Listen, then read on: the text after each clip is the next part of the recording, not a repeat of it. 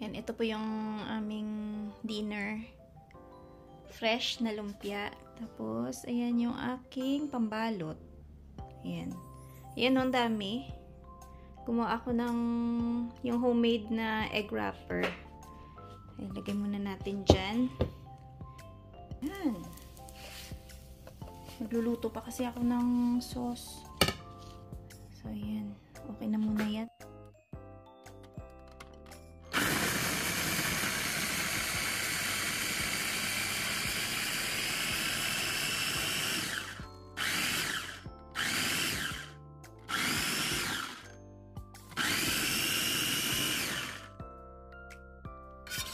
Ito na yung ating sauce. Ayan.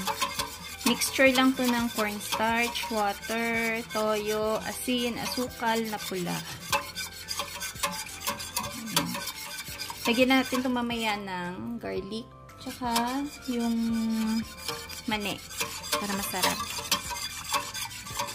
Tuloy-tuloy lang yung paghalo para hindi siya mamuo yung kanyang cornstarch.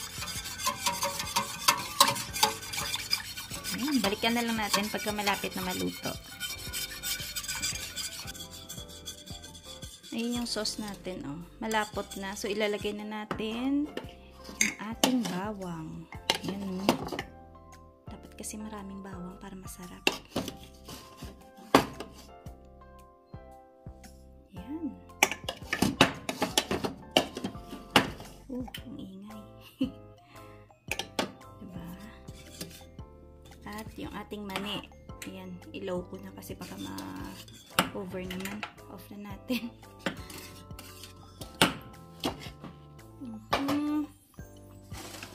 Lipat na natin dito kasi ma-over na siya sa luto. Lagyan na rin natin yung ating mani. Ooh, diba? Ganda ng ating sauce.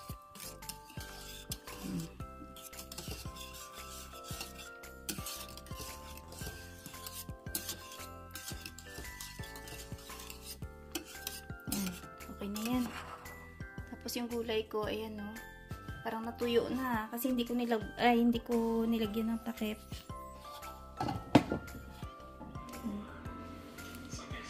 Lagyan na natin ng palaman to. Ano gusto nyo? Konti lang? Ganun lang. Pwede na yan. Para empanada. May nakita kasi akong singkamas kahapon. Sabi ko, nakagawa. At meron naman kaming giniling. Tsaka yung ano dyan. Diba? Ilang sa labas? Oo. Up.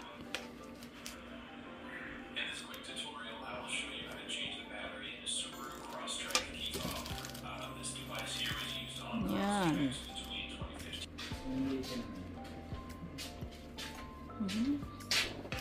Na pa? Sabi ko pwede na ako magpa-order kasi madali na ako gumawa ng pambalot. Yan o. Dadong, tingnan mo naman, ganda. Patikman na natin kay Dadong. Yes lang yun ang yes. No choice siya. Hindi mag-yes. Ay, ito pa pala para kumpleto ng ating sauce. Tuwa siya kahapon. Matingin mermaid kanina. Yan, lagyan na natin ng sauce. Ay, bakit? Dapat pala pahalang, no? Ang pangit na pagkalagay ko. Parang kinalat lang. Hindi appetizing. Ha? Ang tawag nito? Oy, kain na. Tayo ng press complete sa loob lo. Naghahanap ka naman yun. Naghahanap sila doon? Ang pangit na pagkalagay ko. O, dagdagan nyo na lang yung sauce pagka gusto nyo pa. Ito, may dalawa na akong parokyano dito. Ah. Yay! Ito tong.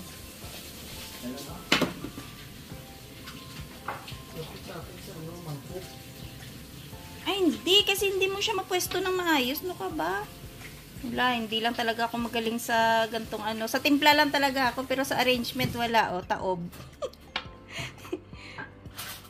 Failed. Hayaan mo na. Kasi maganda to yung may pambuhos na parang pichel eh. Na, yung pang sauce. Yung sauce niya. Tapos may style-style pa siya. Hello mga ka-viewers. Ayan, welcome back po sa aming channel.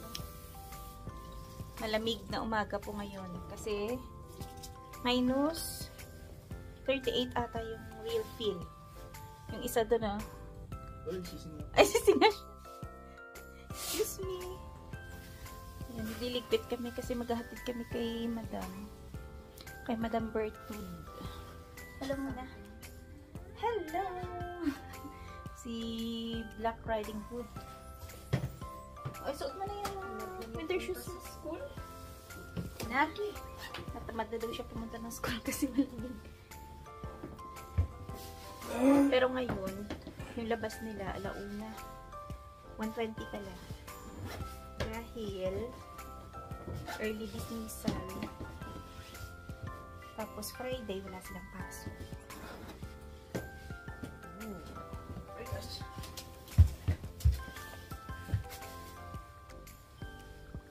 Yung isa, isusuot ng gloves.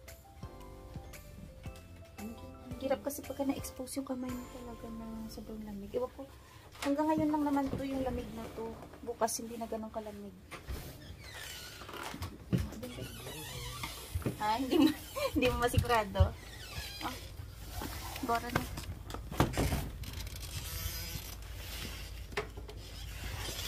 Balik tayo sa akit ng leeg.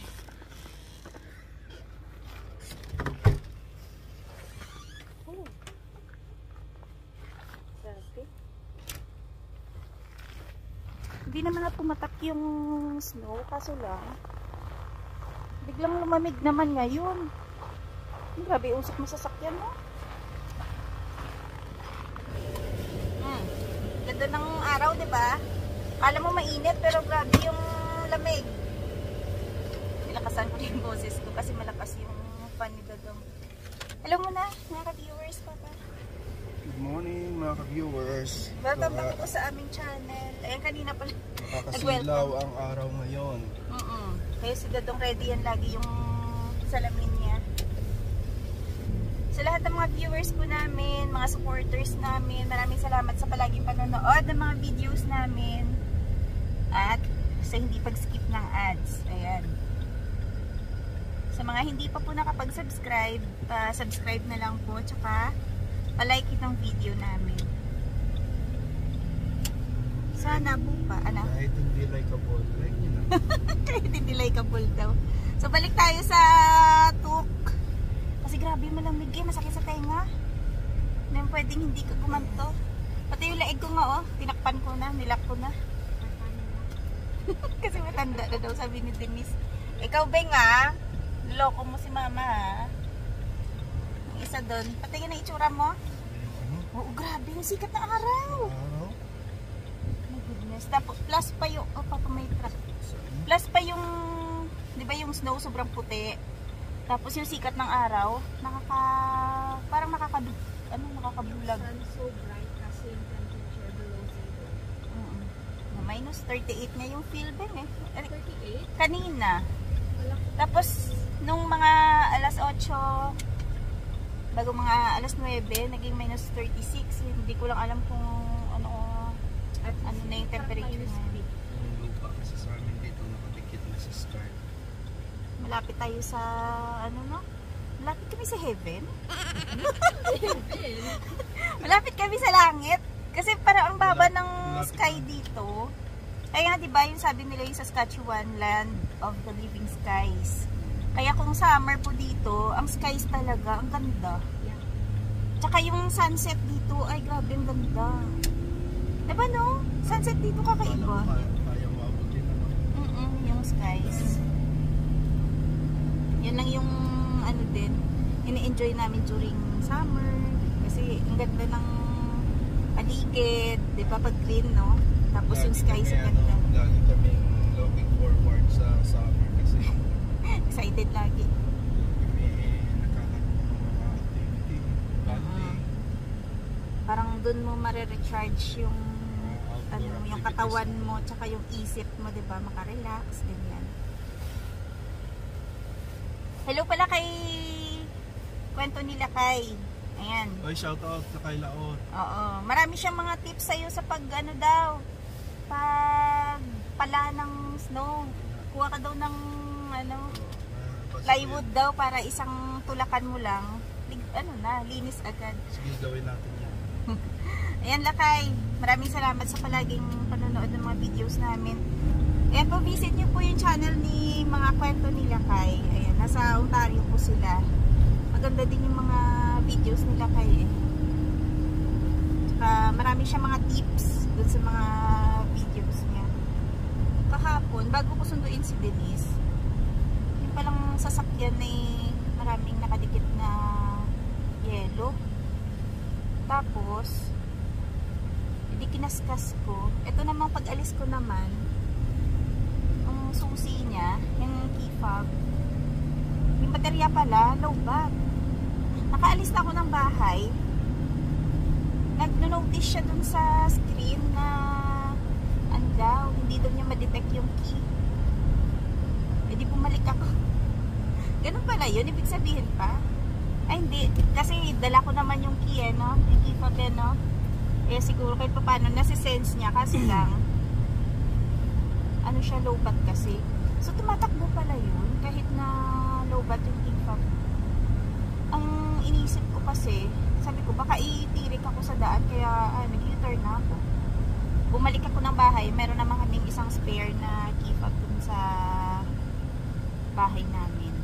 So pinalitan ko. May isa tayong kababayan na nanakawan ng sasakyan dito sa Regina. No? Diba parang ilang beses na yan? Oo.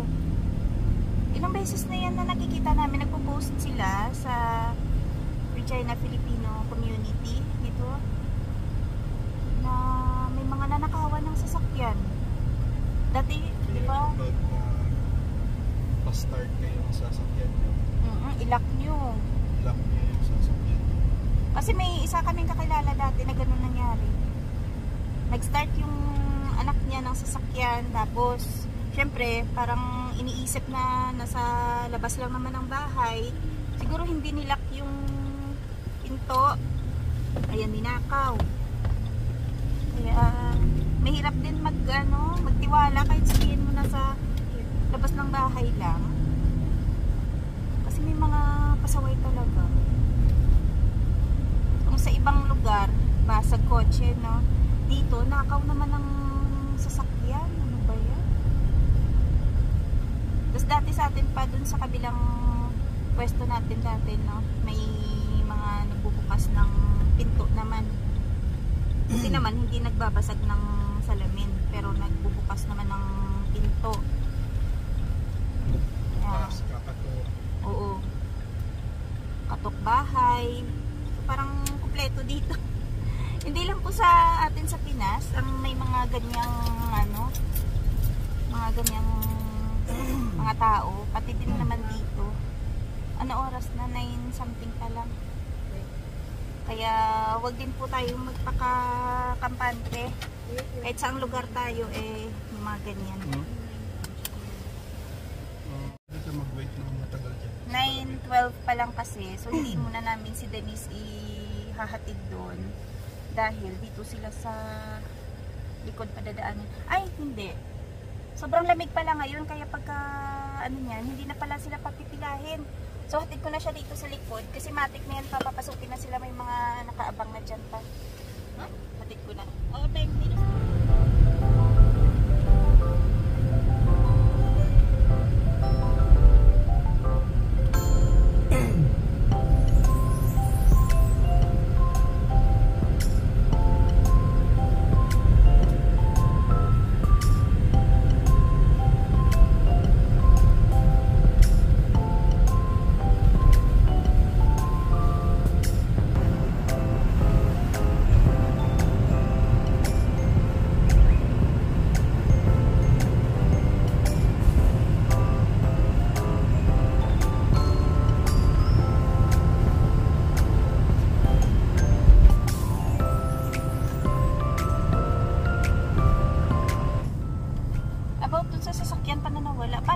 yan pagka halimbawa na hindi mahuli ng pulis.